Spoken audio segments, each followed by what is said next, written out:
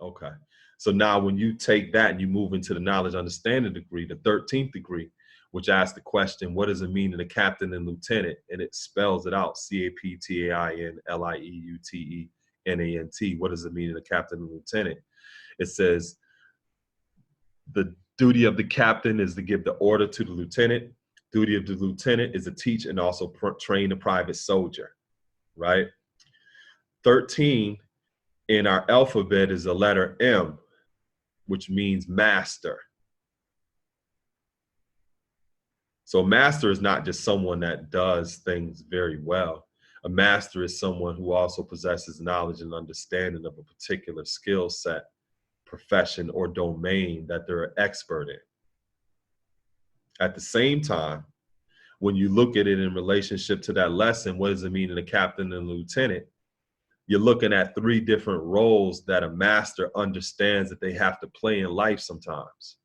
So you have the captain, and the duty of the captain is to give the order to the lieutenant.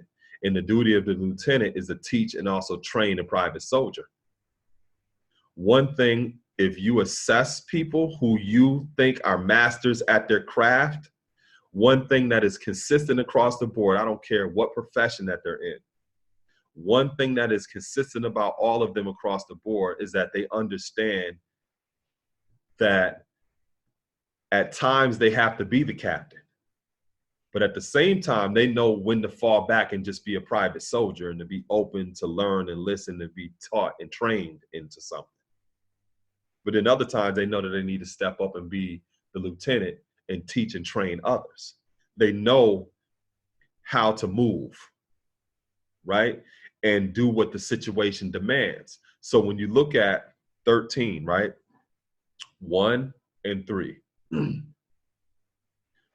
The bridge between 1 and 3 is 2. 2 is wisdom in our mathematics.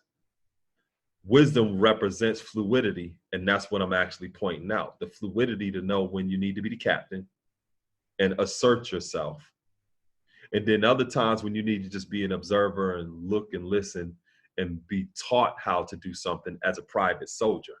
It doesn't lessen your importance or value. It just shows that you're wise enough to be fluid to be what that situation demands. Sometimes you need to be the lieutenant who plays somewhat of a balancing act between the captain and the private soldier, right? But that is what is something you see across the board with anybody that is a master at a craft. If you listen to their biography or their journey, they're going to tell you times when they were the private soldier. They're going to tell you times when they're in the role of being the lieutenant, teaching and training others. And then they're also going to be telling you about captain. If they're really a master, then they're also going to show you how they have paved the way for grandmasters, for others to come behind them, right? So that's one way or one perspective to look at that lesson, you know, the knowledge understanding of the 13th degree. What does it mean in the C.A.P.T.A.I.N, L.I.E.U.T.E.N.A.N.T, captain, lieutenant? And you have to have the skill sets to be able to navigate around it, right? So going back to one thing that I said about being a master and looking at knowledge and understanding, wisdom being that bridge or that fluidity that connects what you know and what you understand. Wisdom is oftentimes referred to as water. Wisdom is also referred to as a woman because you represent that fluidity. Why? Because water is a universal solvent. Water also seeks its own level. Water also finds the most appropriate way to deal with adversity. So what I mean by that is if there were a boulder in the path of water, right? Water can simply go around that boulder. At the same time, if water didn't go around it, it can literally soak underneath the ground, go beneath the boulder, and resurface on the other side. Water has that capacity. If it doesn't go around it or beneath it, water can evaporate, become condensation, and then precipitate over on the other side. So it has that capacity too. Water can also freeze and move that boulder out of its path. But then water is also patient enough to be able to penetrate that boulder over a certain period of time. And I'm sure you've seen rock formations before where water has literally altered that substance over time.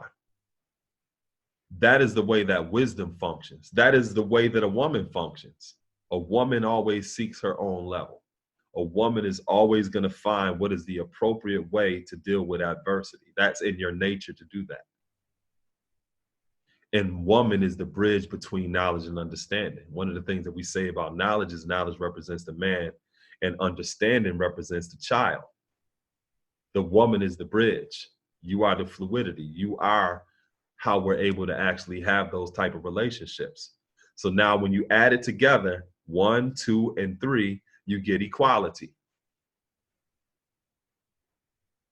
And like what I mentioned about a week ago, when you look at equality, the glyph itself looks like a pregnant woman.